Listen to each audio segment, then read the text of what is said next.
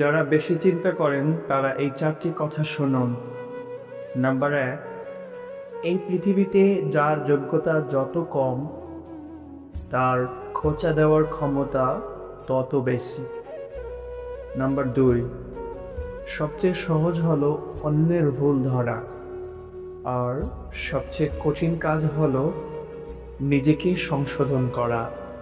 Number 3, সত্য বলার কারণে যদি আপনার চারপাশটা খালি হয়ে যায় তাহলে বুঝে নেবেন আপনি কিছু আবর্জনাকে আগলে রেখেছিলেন।